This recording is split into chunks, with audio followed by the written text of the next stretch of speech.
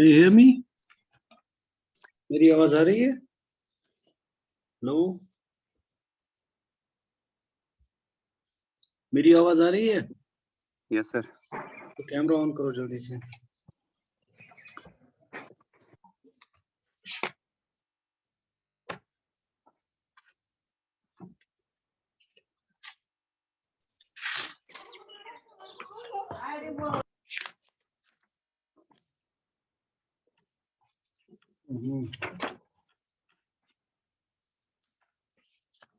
All of you, camera on.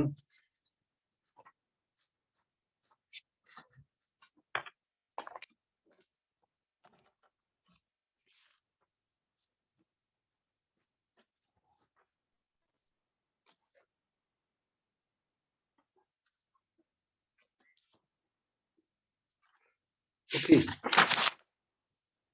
तो हम आज कर रहे हैं जो कि तुम्हारे सिलेबस में लिखा है, you know, L infinity as the universal separable normal space. तो उसी को हम करेंगे। So let us get started. 20 आए हैं आज।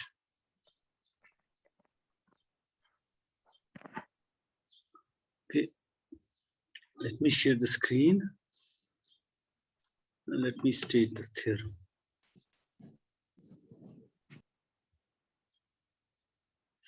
ये जो है आई थिंक ये इस पे है, कॉफमैन एंड पेड्रिक ने अच्छे से लिखा है। इन केस तुम इसको देखना चाहो तो। एक्चुअली मुझे थोड़ा प्रॉब्लम हो रही है, मेरे घर पे बुक्स नहीं है, हर कोई बुक तो नहीं है, और लाइब्रेरी हम जाते नहीं, अब यहाँ सॉफ्ट कॉपी से ही सारा करना पड़ता है। सो थ्योरम ये है, for every normal space x, normal space x in a normal linear space, चलो मैं लिखता हूँ linear space x, there is a set A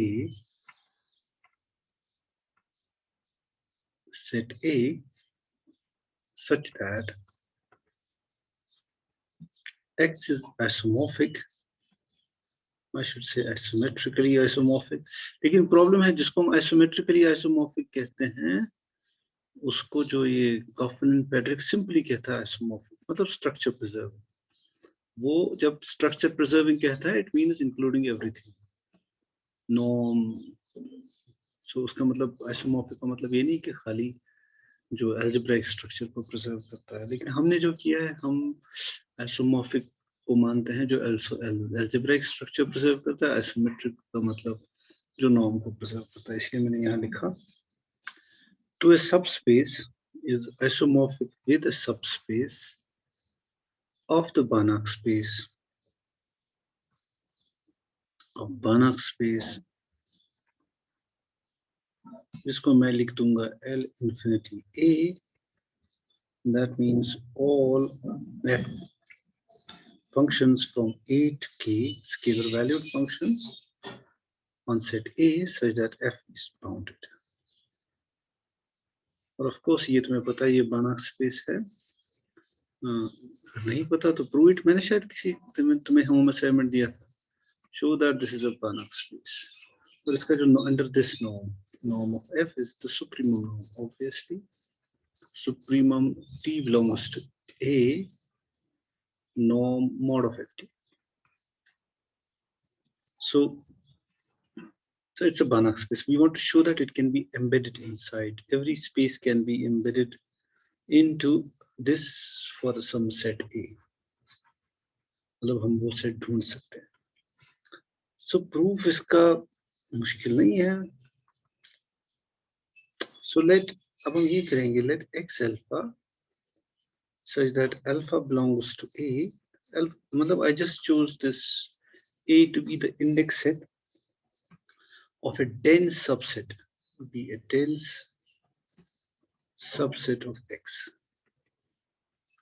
And you have to remember it could be whole of x, so no need to tell me whether a set would be dense inside x. तो ये जो A है ये जो x alpha है, it could span over the whole x itself, no issues. लेकिन उसका जो इंडेक्स सेट है, यानी वो कितने हैं, तो उसको मैं a मानूंगा. So that would be my set, जिसके मैं दिखाऊंगा कि it is x is can be embedded inside L infinity A. Okay. Now for each alpha belonging to A, of course there is some corresponding x alpha which belongs to x. So there exists f alpha belonging to x star, ठीक है, such that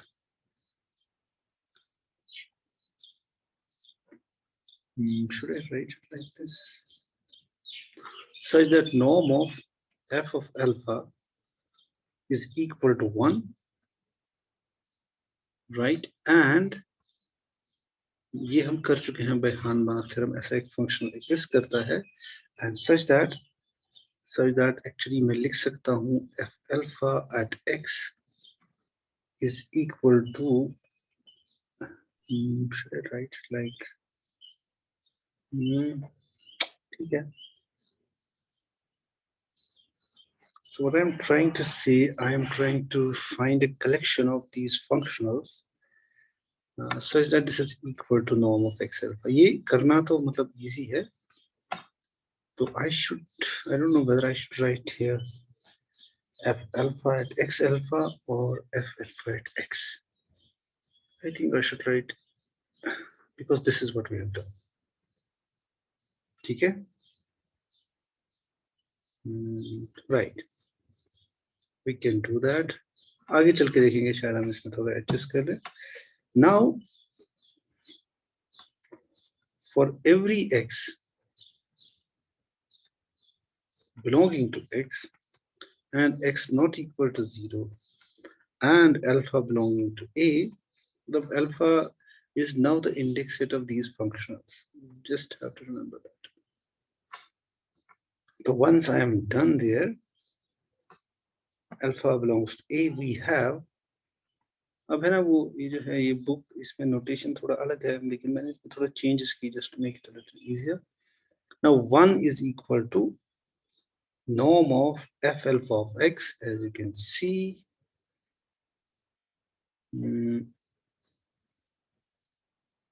Just a minute. तो what f alpha of x जो है वो 1 है. चलो हाँ, मैं ये मान रहा हूँ यहाँ पे f alpha of x is equal to 1. Yeah, do it. ऐसा कर तो सकते हैं. ये फिर ये स्केलर है, it's not a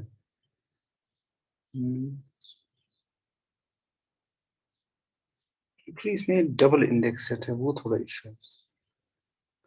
हम मान रहे हैं for each x you can find this functional f alpha x. मुझे लगता है उसी की नोटेशन सही है.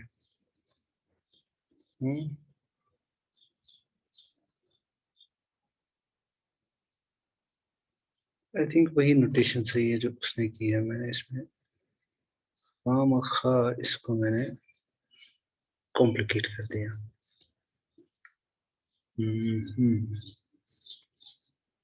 तो we have a double index set जैसा कि उसने किया है. So f alpha x be the linear function of x such that, मैं इसको रबी करता हूँ यहाँ पे. I choose his notation. Right. ठीक है. Okay. For each alpha, there would exist a functional. Let me call it like this. अब है ना वो थोड़ा notation तुम्हें थोड़ा शायद difficult लगे, जैसे कि उसने किया है. उसने किया है alpha x. That would depend upon alpha and x such that norm of f alpha at x is equal to 1. This functional, that is the doubly indexed collection of functionals, right? Now I'm caring for each x and for each alpha belonging to this, I can find this functional, and such that norm of f alpha at x, and मैंने just a minute, मैं जरा तो ही दिखाता हूँ तुम्हें, पता नहीं मैंने शायद ये लिखा भी शायद कुछ गड़बड़ है, क्या हो गया इसको? Oh, let me मैं कैसे जाऊँ उसमें?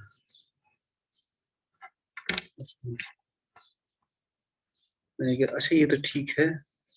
Now the question is how do I, ये indexing का ही यहाँ पे थोड़ा issue है.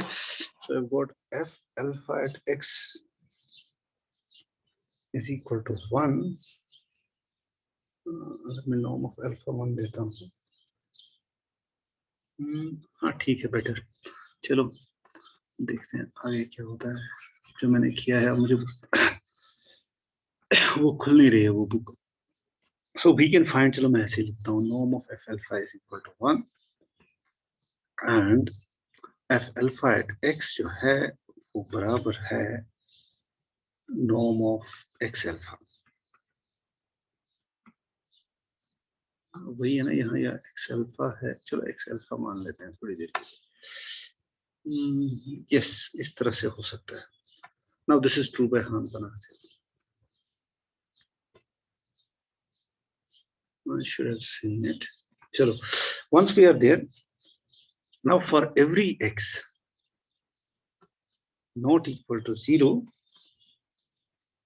for every 0 not equal to x belonging to x and alpha belonging to a, 1 is equal to norm of f alpha, which is greater than equal to modulus of f alpha of x divided by norm of x.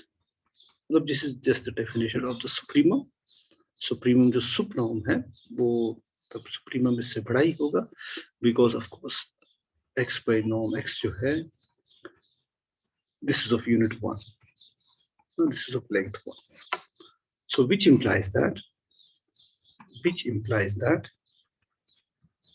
f alpha at x जो है वो less than equal to norm x. Okay.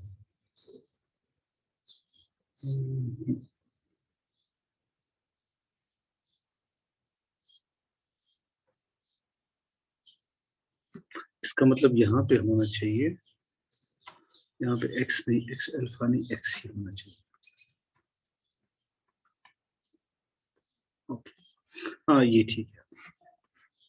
f alpha of x goes to norm of x.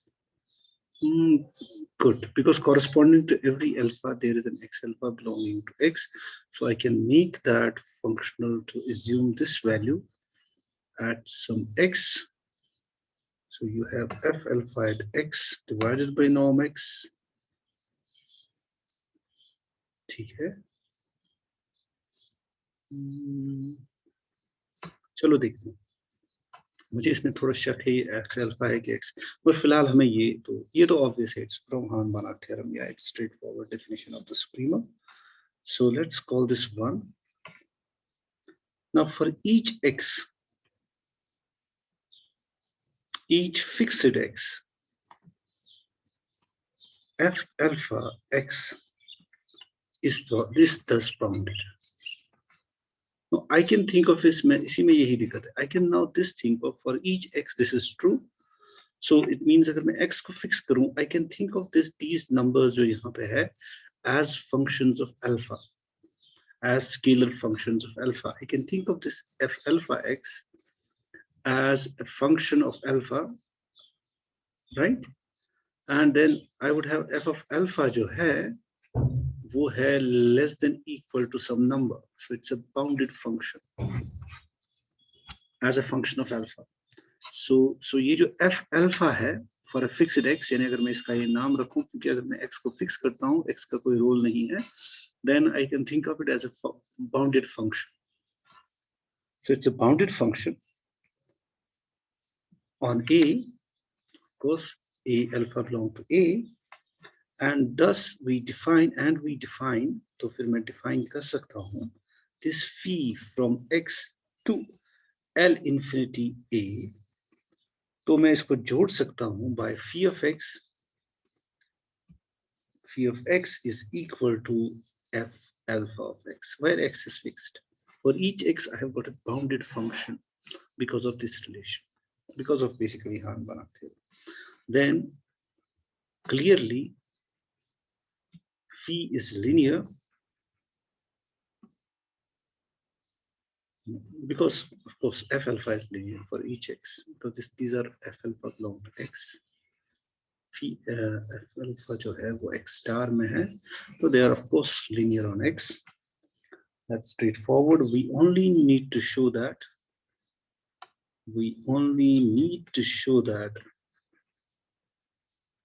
that phi x का जो norm है ना, we want to show that this is equal to norm of x. अगर मुझे दिखाना है asymmetrically isomorphic है, अब सिर्फ हमें ये दिखाना है ये phi x का मतलब क्या है. It is f alpha of x और इसका जो norm है in L infinity A, it is actually related to alpha, so it is supremum alpha belongs to A, यानी ये मुझे दिखाना है norm of x इसके बराबर है. अगर मैंने ये दिखा दिया तो इसका मतलब ये जो है ये indeed isometry है. So ये हमें करना होगा. So to show that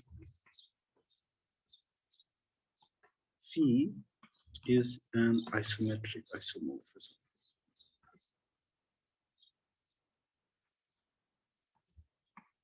Okay.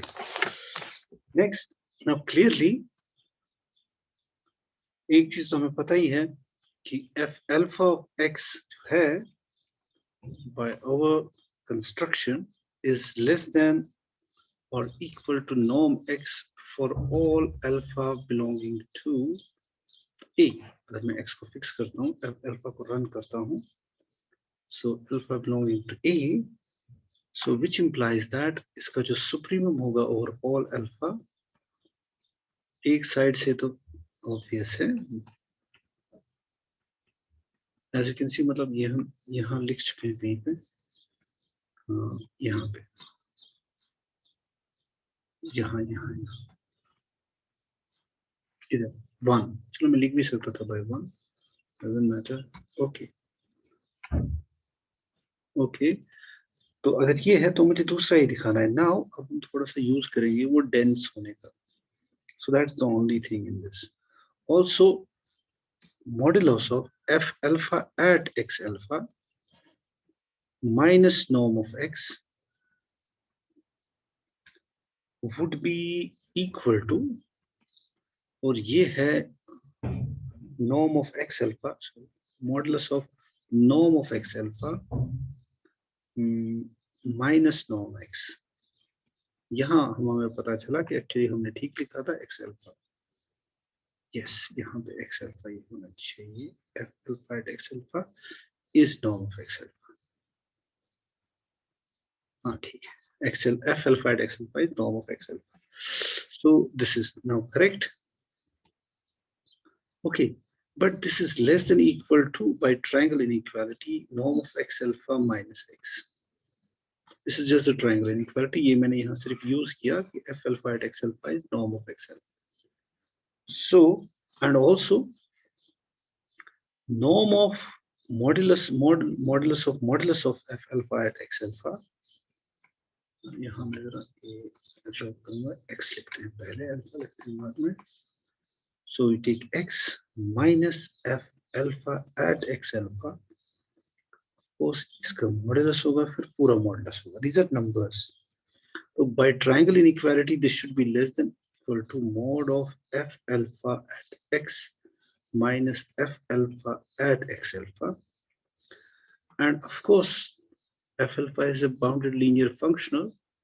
So I can also, I can just first take the definition of the pointwise operations of these functionals. So this is equal to f alpha at x minus x alpha, because this is linear. F alpha is linear, so it's a bounded linear functional. This should be like this. It should be norm of alpha into norm of x minus x alpha. but by our choice norm of f alpha is equal to 1, जैसा कि हमने पहले किया था, मैं इसको फिर से चेक करूंगा for all alpha, and which this implies that norm of modulus of f alpha at x minus modulus of f alpha at x of alpha is also less than equal to norm of x minus x alpha, because norm of f alpha is equal to 1 for all alpha belonging to A. So now we just combine this and this. So therefore, अगर मैं इसको लिखूं second and third, by triangle inequality, I would get this thing. I would get so that, so मैं ऐसे लिखता हूं, hence by triangle inequality, yeah, triangle inequality लिखें या नहीं, चलो, but that's obvious, अगर ना भी लिखें तो doesn't matter. Minus norm x जो है, this is less than equal to, let me write it as f alpha x alpha, same चीज ऐड करनी है और सब्ट्रैक्ट करनी है, और वो क्या होगा, वो होगा f alpha at x, ये modulus, plus f alpha at x minus norm x. So if you use second and third, this is just the application of triangle inequality. If you use second and third, f alpha at x alpha, यहाँ थोड़ा सा मैं इधर उधर, मैंने क्या लिखा, f alpha at x, just a minute, alpha में थोड़ा सा, okay, f alpha at x minus norm x होगा बराबर, इसको पहले लिख सकते हैं हम, so what f alpha at x, चलो मैं इसको ड्रॉ भी करता हूँ, तो बस इसमें हो गया, f alpha at x in modulus minus norm of x जो है वो होगा less than equal to, so it should be f alpha at x minus modulus of f alpha at x alpha plus, आराम से करते हैं, f alpha at x alpha minus norm of x, of course modulus है इसको, ये उसको throughout mod है, so using second and third, this is less than twice norm of x minus x alpha,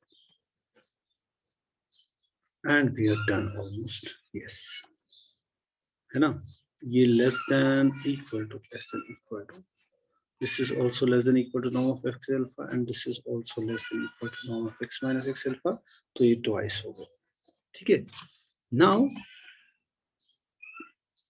अब हम यूज करेंगे density का, now for any epsilon positive, there exists an alpha belonging to A such that norm of x alpha minus x is less than epsilon by 2, because A is dense in x. So therefore हमें मिलेगा mod of f alpha at x minus norm of x जो है is strictly less than alpha epsilon for all x belonging to x,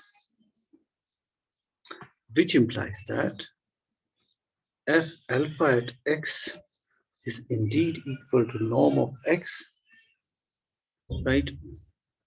So write it like this, for some alpha belonging to A, क्योंकि there exists some alpha, तो किसी alpha के लिए ये दोनों बराबर होने चाहिए, because this is a non-negative number, यहाँ लिख लो चलो, since epsilon is arbitrary. So if a non-negative number is less than any positive number, it can be 0, which means this number must be equal to this number for some alpha. So which means that norm of x जो है is equal to f alpha at x, which would be less than equal to supremum over alpha belonging to A, f alpha at x for any fixed x, and if you combine what इससे पहले जो हमने already किया है, सो उसका नाम मैंने क्या रखा था, ये तो ऑलरेडी है ही दूसरी साइड की inequality. So combining it with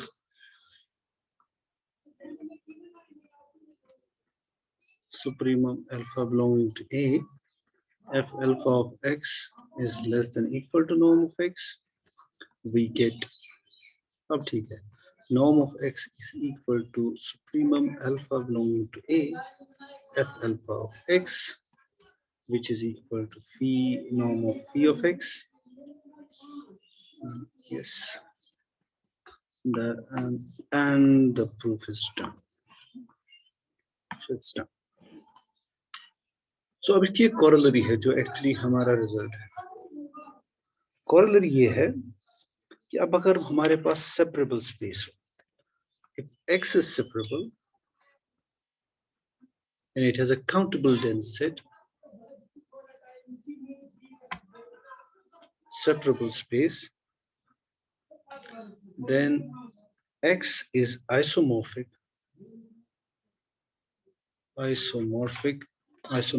isomorphic, जो हमने लिखा था, isomorphic to a subspace of L infinity, right? Proof इसका easy है बहुत. Now if x is separable,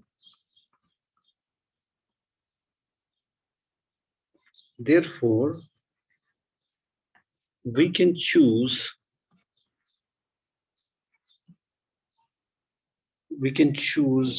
a countable dense, a countable set, इसको ऐसे में ले लो, xi says that I belongs to natural numbers such that xi I belonging to n is dense in x. Therefore, by previous theorem, x is isometrically isomorphic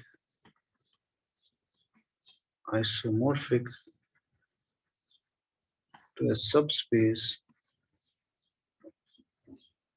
of bounded functions on the set of natural numbers, which are nothing but the bounded sequences. उनकी sequence होती है scalar function on the set of natural numbers. So it means that the separable space can be embedded inside L infinity.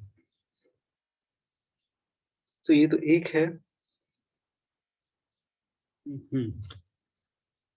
तो ये एक result था. तो separable space, by that we mean separability is actually about the size. If a space is separable, so we can say it is somewhat small. अभी तक हमने इससे related actually 3 result किए. We showed that x can be embedded inside some quotient of L1 divided by some L1 quotiented by some subspace of L1. So let's call that A.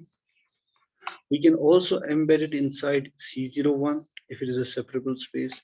Now we showed that this can also be seen as a subspace of L infinity. L infinity is a very, very big space. L infinity is not separable. So if it is a separable space, so we can somehow look at it as subspace of some bigger space. So separable means having a countable subset, basically countable dense subset, means it tells us something about the size of the space, that it's not that big. अब जो हमारा एक चीज जो मेरे रह गई थी, जो मुझे पहले करनी चाहिए थी, वैसे वो हमने किया भी था. We've got actually now the consequences of simple consequences, consequence of Krein-Milman theorem. मुझे लगता है उस दिन ये रह गया था.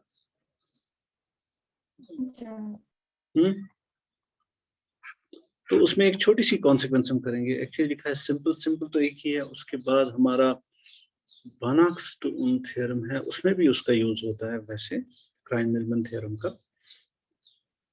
सो जैसे हमने किया है एक्चुअली कि C0 का मतलब होता है all scalar sequences that converge to zero, small c sub 0. So C0 का मतलब है all sequences of this type, so that xi is a scalar and limit xi as I approaches infinity is equal to 0.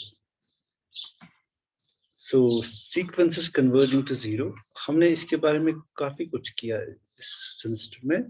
पहले तो हमने देखा है कि C0 is not complemented in L infinity. Of course, this is a subspace of L infinity because every sequence that converges is bounded. So it is a subspace of L infinity. For that matter, a closed subspace because it's a Banach space. So it's not complemented. Then we showed by Dix-Meer theorem, C0 cannot be equal to a dual because otherwise by Dix-Meer theorem, you would have C0 star is isometrically isomorphic to C0 X triple star. That means C0 would be then isomorphic to L1, शायद कुछ ऐसा ही आ जाएगा, but whatever, L infinity, because Dix-Meer says that X star is isometrically, is the same as X triple star. शायद मैं ऐसे ही किया था. No, Dix-Meer theorem says, oh मैंने गलत लिखा, X star is always complemented in X triple star. अब अगर C0 is some dual, that means C0 is complemented in C0 double star, but C0 double star is basically C0 star का star, that is L1 star, that's equal to L infinity. यानी इससे वो violate हो जाएगा. You would get C0 is complemented in L infinity, which is it's not, जो कि हम prove कर चुके हैं. So C0 cannot be dual, but it's also a consequence of Klein-Millman theorem. एक consequence इसकी ये भी है कि we can show that C0 cannot be, so let me write down, C0 is not dual of a Banach space.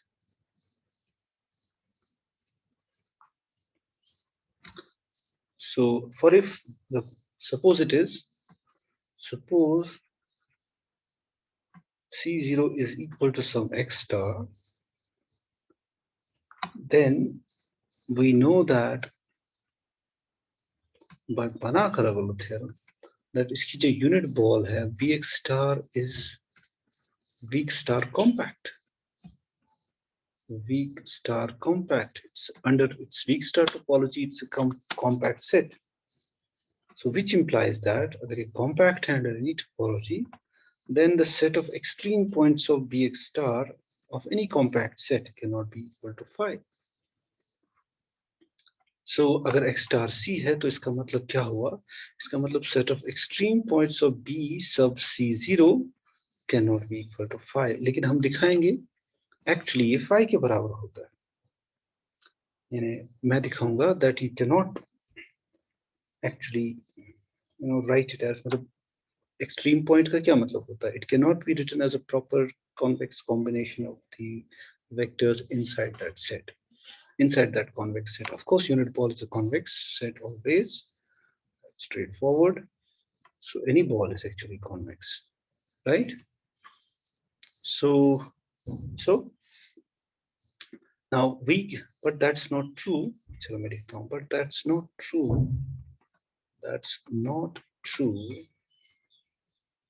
because if x equal to x1, x2, so on and so forth, belongs to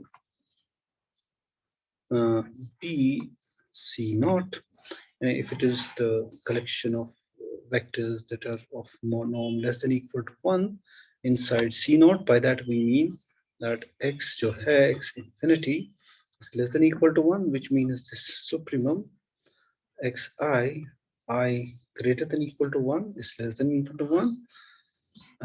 तो it cannot be, हम ये दिखाएंगे, it cannot be an extreme point, that it can be written as a proper convex combination of the vectors inside BC0. तो अगर मैंने ये लिया, so it implies that एक तो इसका ये मतलब है कि इसका नॉर्म 1 है, दूसरा चूंकि ये C0 में है तो इसका मतलब ये भी हुआ कि limit xi approaches infinity, that's by definition is equal to 0. And if something becomes arbitrarily small, so after a certain stage it would be less than half. तो वही हम यहाँ use करेंगे. So what we do, so we can find now, since limit xi goes to infinity is equal to 0, so we can find n, should I write n here? ऐसे कोई दिक्कत नहीं है, n ही रखते हैं, एक ही बात है वैसे, क्योंकि मैंने n लिखा है तो n लिख देते हैं. So we can find